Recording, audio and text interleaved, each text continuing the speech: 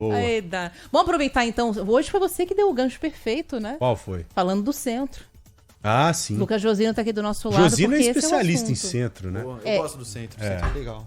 Você mora no centro, mas quem entende de centro agora é o Josino. É o Josino que está acompanhando muito de perto já há várias semanas a situação da Cracolândia, né? E hoje esteve por lá, agora está com a gente aqui no estúdio para falar sobre esse dia seguinte, a mega operação que teve por lá. A Praça Princesa Isabel amanheceu vazia e assim continua, Josino? Como é que vai ser? Preocupação grande que tínhamos e que eu percebi que ainda existe é com os comerciantes. Então. Os comerciantes e quem mora lá também está muito preocupado. Né? Mas posso falar, tem comerciante em todos os lugares do centro. Então, assim, você tirar os caras de perto da Princesa Isabel, que tem ali a concentração das lojas da Santa Efigênia e tal, e empurrá-los pra cima, tem muita gente, por exemplo, na região da República, Santa Cecília, que está apavorada, porque eles estão dispersos. É isso que eu tô te falando, porque com eles concentrados lá na Praça Isabel, o problema estava ali naquele perímetro, né? E agora com a operação, tem problema para todos os cantos. É. E esses caras são malucos, nós sabemos bem disso. Acho que foi ontem mesmo, alguns comerciantes disseram que ouviram vários grupos subirem determinadas ruas gritando: vamos quebrar tudo, vamos quebrar tudo, vamos quebrar tudo. E eles desesperadamente fechando as portas dos comércios. Então o problema hoje, ele está muito mais amplo, né? Ele é menor para cada local, mas ele está presente em todos os locais praticamente ali do centro. Ou eu estou enganado, ou está acontecendo isso mesmo lá, Josino? Está mais do que certo, viu, Joel? Boa tarde para vocês e para os nossos ouvintes. São dois cenários que a gente encontrou hoje lá no centro de São Paulo. O primeiro deles é a Praça Princesa Isabel, totalmente diferente do que estava nos últimos meses. Desde março, antes do dia 20, os dependentes químicos e os traficantes saíram da Sala São Paulo, ali em frente à Praça Júlio Prestes, e foram para a Praça Princesa Isabel. Na Praça Princesa Isabel eram mais ou menos 500 usuários, e também os traficantes de droga, que formavam a nova Cracolândia. Era muita gente mesmo, e a praça ficava completamente com muita sujeira mesmo. Hoje o cenário é diferente. A praça está com alguns gradis instalados, funcionários da prefeitura, Guarda Civil Metropolitana e Polícia Militar trabalhando, prevenindo com que os dependentes não voltem. O que a gente viu lá hoje, muita gente fazendo o que faz numa praça séria na cidade de São Paulo e como qualquer outra praça do mundo. Gente caminhando, correndo, levando o filho para a escola, passando pela praça, cachorro para passear. Esse era o primeiro cenário, que é um cenário de pelo menos uma parte boa da Praça Princesa Isabel.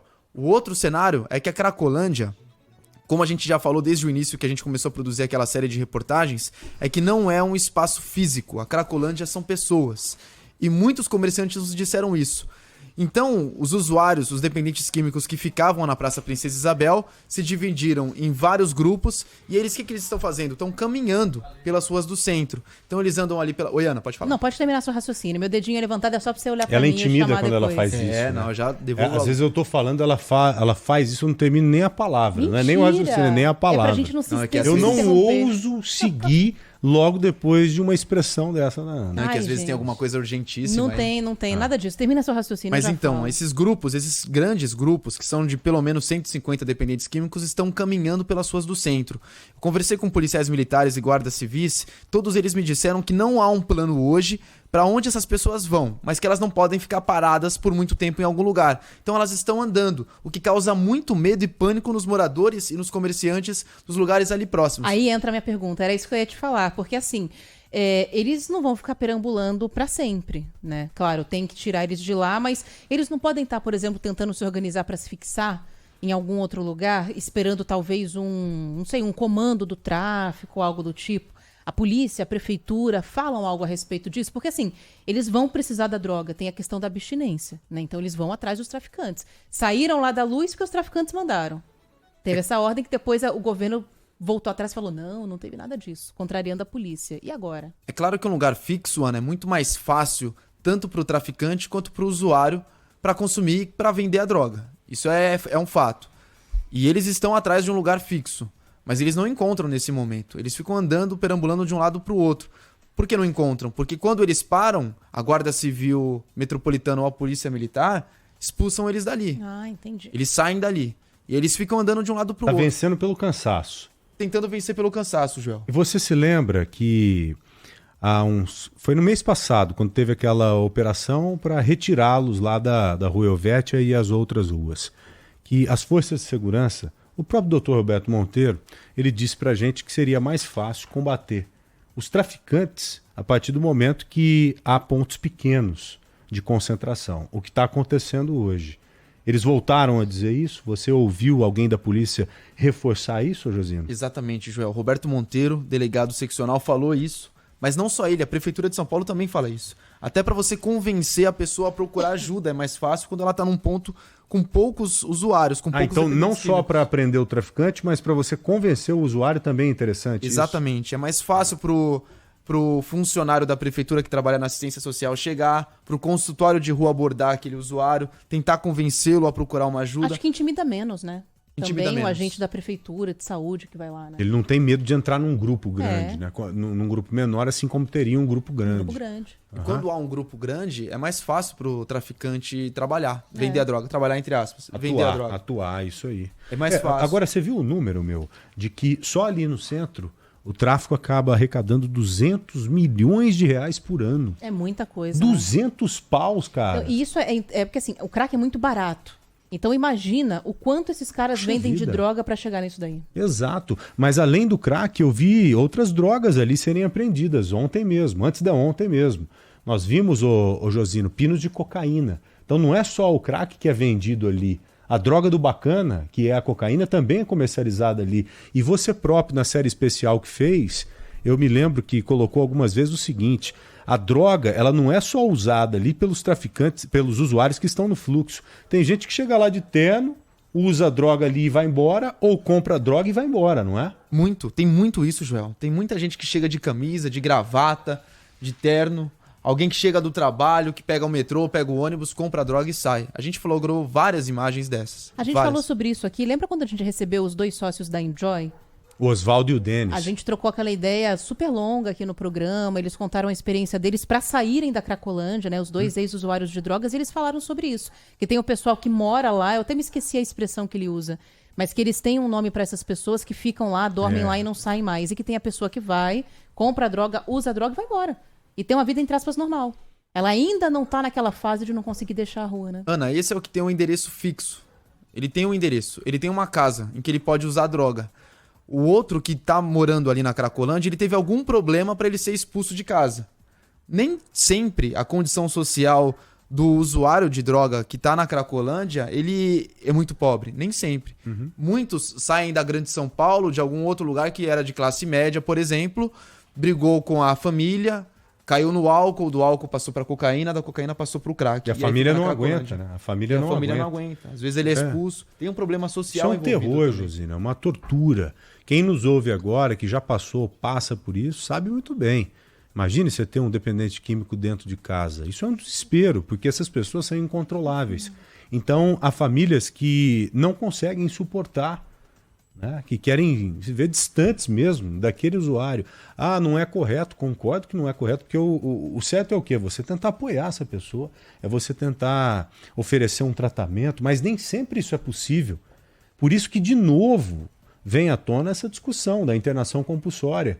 Você acha que na última matéria da sua série espetacular, obrigado, João, foi exibida no Jornal da Band, no Bora São Paulo e no Bora Brasil lá na TV Band, e aqui também você abordou isso, a questão da internação compulsória.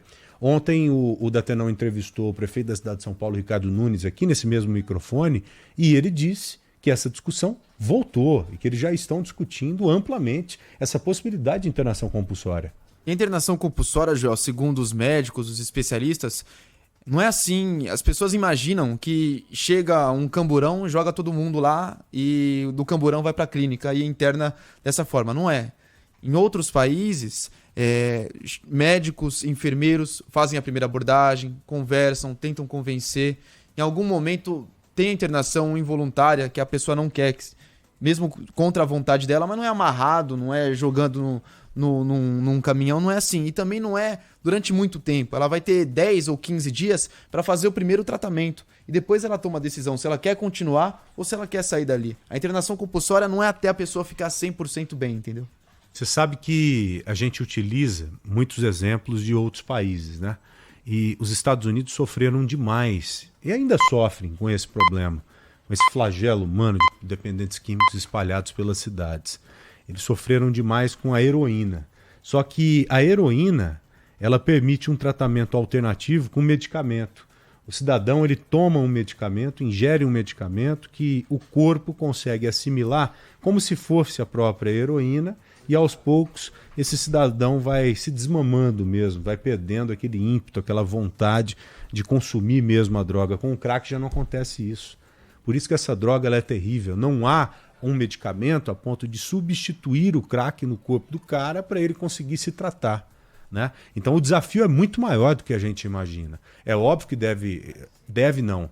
Há alguns remédios para tirarem a ansiedade, para tentarem quebrar um pouco a vontade do cidadão cair de novo nas drogas ali. Mas não é algo simples. O crack é a pior das drogas, né? Sim. Quando o cidadão chega na droga, para ele sair é muito difícil. Pouquíssimos saem. E os dependentes nos disseram que são dois sentimentos muito fortes quando você consome o crack. É a euforia, a depressão profunda em poucos segundos. E é na depressão que faz você querer mais a droga. Para você sair dela. Sentir aquela euforia. Olha aí. Você imagina?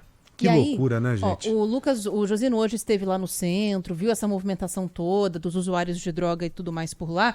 E fica aqui com a gente, porque a gente está com um outro repórter aqui para falar sobre esse passo que vocês estão comentando também, que é o de abordagem, de tentar levar essas pessoas para tratamento. O Thiago Prudente está aqui com a gente para falar exatamente sobre isso, sobre o trabalho de abordagem que a polícia está fazendo. A polícia não, né? Os agentes de saúde estão fazendo aí na região central, né, Prudente? Boa tarde para você. Oi, Thiago, bem-vindo. Boa tarde, Joel, Ana, para quem está acompanhando a Rádio Bandeirantes.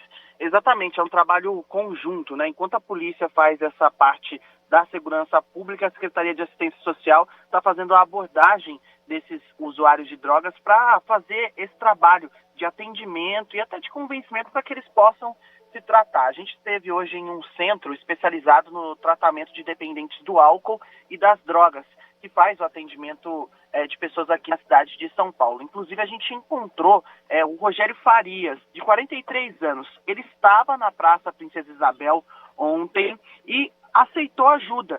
Vai iniciar o tratamento. Hoje estava passando por atendimento médico, psicológico, para saber como é que vai proceder daqui para frente. E o que chama mais atenção na história do Rogério, que está fazendo esse atendimento, é que ele estava com a perna quebrada. Estava com uma gaiola na perna e mesmo assim estava ali na Cracolândia. Ele ainda estava muito confuso, né? Menos de 24 horas depois de sair daquela situação, ainda no período de descontaminação ainda das drogas, mas ele disse que vai tentar dessa vez se livrar. A prefeitura diz que esse é um trabalho muito delicado, porque a grande maioria dos usuários, dos dependentes químicos, quando eles aceitam o tratamento, em um primeiro momento, vai muito bem esse encaminhamento, mas depois de um tempo, quando chega em alguns períodos em que começa a sentir falta, principalmente do crack, que é uma das principais dificuldades enfrentadas pelo poder público, eles desistem do tratamento. Como não há essa internação compulsória,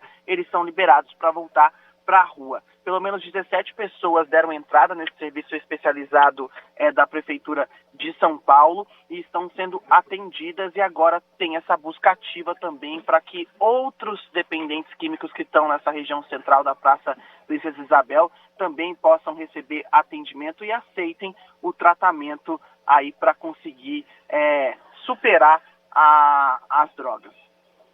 Isso tem que acontecer simultaneamente, porque hoje pela manhã eu ouvi dizer, não sei se procede, você tem muito mais base aí para me confirmar ou não, de que alguns dependentes químicos chegaram a procurar assistência e não conseguiram. O que você está me trazendo agora é completamente diferente disso que eu estou dizendo.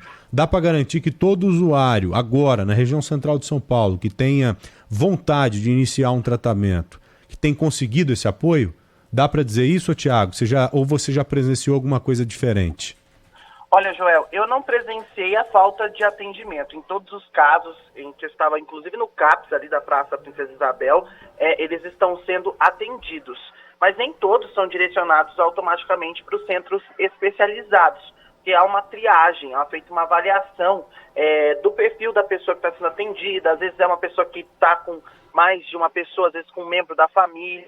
Então, há toda uma análise que está sendo realizada nesse sentido. Enquanto eu estive nesse centro, eu conversei com o secretário municipal Eu só estou pegando o nome dele aqui para poder acreditar corretamente como secretário municipal de Assistência e Desenvolvimento Social, o Carlos Bezerra Júnior. Eu perguntei isso para ele, está todo mundo sendo atendido? Aí ele falou, olha, a demanda é grande, a gente está fazendo o possível, inclusive ampliando vagas, mas ele admitiu que há uma dificuldade pela demanda, mas que ninguém está ficando sem atendimento, que a prefeitura está acolhendo todo mundo, Joel. Tá, e essa operação, ela, pela lógica, ela deve estimular isso. Porque a partir do momento que o usuário começa a enfrentar muito mais dificuldade do que ele enfrentava antes, talvez muitos se estimulem a procurar o apoio, para procurar o socorro, para pedir socorro. Isso é nítido. Você, Josino, por exemplo, você consegue dizer para a gente que logo depois da operação aumentou a procura por socorro, aumentou a procura por assistência? Você consegue me dizer isso ou não? Consigo, Joel. Eu colei hoje ali em frente à Praça Princesa Isabel, no CAPS, que é o Centro de Atendimento, primeiro passo. E perguntei para o funcionário, o qual a gente já tinha conversado várias vezes, e já queria ter uma certa amizade com ele. E aí, como é que tá depois dessa operação? Muita gente chegando? Muita gente chegando. Olha lá. Tem ouvinte falando sobre isso aqui. Vou devolver aqui o Thiago Prudente para a vida dele, para ele voltar a trabalhar. Bom, Thiago, obrigado, amigo. Viu? Um abraço para você, viu? Um abraço, bom trabalho. Valeu, e querido. olha, alguns ouvintes estão mandando mensagens para cá, inclusive um que mandou algumas fotos, alguns vídeos. O nome dele é o Daniel. O Daniel trabalha num comércio na esquina da Helvécia com a São João, no pé de uns acessos que tem ali pro Minhocão. Ele mandou a foto aqui, um vídeo aqui pra gente. Quem tá no YouTube vai ver daqui a pouquinho as imagens. Tem uma viatura da polícia na esquina, com 4 policiais ali do lado de fora. Não tem nada de anormal nessa primeira imagem. E aí ele mandou um segundo vídeo. Ele está nos acompanhando pelo YouTube no laptop do trabalho dele. Ele levantou da mesa e foi até a porta de saída do trabalho dele. Ele está bem na esquina e está vendo toda hora passarem usuários de droga na frente dele. A Helvécia está fechada. Ele disse que tem muita gente ali. Muita gente ali. Ele mandou uma foto que está um pouco escura, mas dá para ver isso também.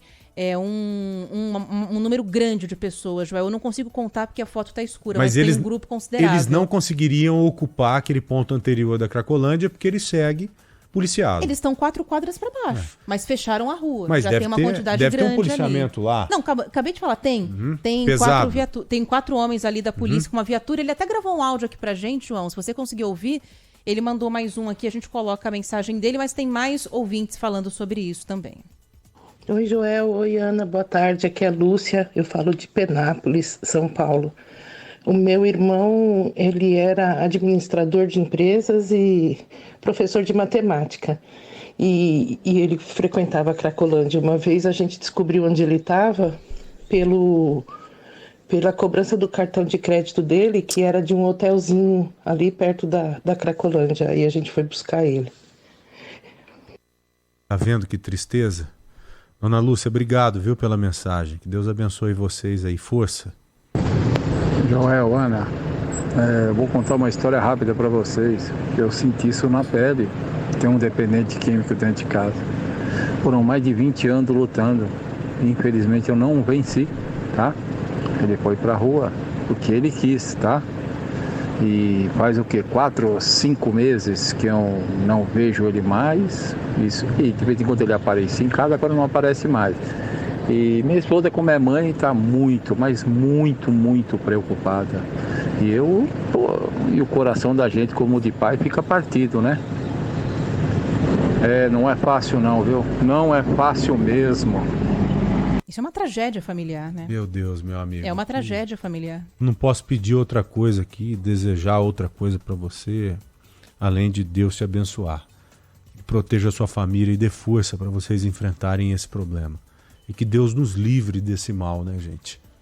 Aliás, vida, o João terrível. ouviu a mensagem de um outro ouvinte aqui. O áudio não estava tão legal, João, mas conta aqui. O que esse ouvinte que está na região ali da Helvécia falou pra gente? Ele falou que o clima lá tá ficando cada vez mais tenso, Ana, e ouvintes. Na rua tá sendo tomada por usuários, por traficantes, e a polícia tá lá observando para vendo o que vai fazer. Porque eles não chegam... Tem uma viatura só ali. Eles não vão chegar e dispersar todo mundo desse jeito, né, Josino? Acho que eles vão pedir apoio e ver se há um momento de agir ali, né? E o problema é ter quebra-pau feio daqui para frente. Pois é. Porque você acha que a prefeitura vai admitir o retorno deles para lá?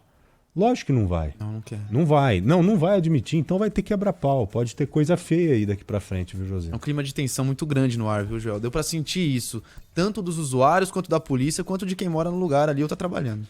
Você imagina o usuário vivendo hoje uma abstinência. Porque muitos estão vivendo a abstinência porque não tem acesso à droga. Esse é o ponto. Aí a pessoa fica violenta. Mais descontrolada ainda, não é? Você acha que esses usuários agora estão tendo facilidade em encontrar droga? Claro que não. Tá tudo virado lá. É óbvio que deve haver alguns traficantes ali ainda vendendo a droga. Mas nesse primeiro momento, quando você faz aquele rastro ali, quando você chega tocando os traficantes, eles ficam mais na moita, esperando o momento adequado para eles, para que haja o retorno. Então agora deve estar faltando droga lá então. Esses usuários devem estar pirados, malucos. Se já são zumbis em condições normais, imagine agora. Então a situação é essa mesma que você acabou de dizer pra gente. Ela é tensa, ela é perigosíssima, hein? É demais. A gente tem que ficar de olho nisso, inclusive pedir a participação também do ouvinte da Rádio Bandeirantes que está pelo centro, né? Se tiver algum relato para fazer, alguma informação para compartilhar, como é que tá a cara da região por aí onde você mora? O comércio está aberto? O comércio fechou? Vai compartilhando essa experiência aqui com a gente no nosso WhatsApp também, no 999048756. É isso, Josino? É isso, a gente volta para lá amanhã. É a matéria que a gente vai fazer. Vamos continuar nessa reportagem. A gente está no centro de São Paulo, mostrando a tensão e como é que vão ser os próximos passos em relação à Cracolândia. E a gente reforça. Tanto os moradores, usuários, todo mundo disse pra gente a mesma coisa. A Cracolândia não é um espaço físico, são pessoas. A gente vai ver pra onde essas pessoas vão. Importante esse trabalho que... Isso é bem importante, né? São pessoas. Esse trabalho que a gente está fazendo, que você em especial tem feito, ele é muito importante. Logo depois da operação, você ir atrás dos desdobramentos mesmo, né? Não só na parte policial, mas na parte social. E na parte de segurança pública também, porque essas pessoas são um risco mesmo para quem tem que passar pelo centro, para quem vive no centro. Então, infelizmente, algumas coisas nada agradáveis podem acontecer mesmo nas próximas horas. Sabe o que eu estou pensando aqui, só para a gente encerrar esse papo? Você mesmo, né, Josino, fez uma reportagem dessa série que o Joel comentou, com mães, pais de usuários de droga que estão na Cracolândia e que eles vão lá diariamente, conversam, tentam convencê-los a sair. Como é que tá a cabeça dessas pessoas, né? Porque agora, muito provavelmente, eles não fazem ideia de onde os filhos estão. Você sabe que eu pensei nisso hoje, viu, Ana? A gente conversou com uma mãe, a filha dela tá na Cracolândia há 8 anos, ela tem 28 anos de idade, Nossa. Fala inglês, alemão, ela era de classe média, acabou se viciando no crack e a mãe dela ia todos os dias mesmo, de manhã, levar alguma coisinha pra ela. Essa mãe, com certeza, hoje não encontrou a filha. Terrível. Josino, muito obrigado, meu amigo. Até amanhã cedo, tá? Um abraço.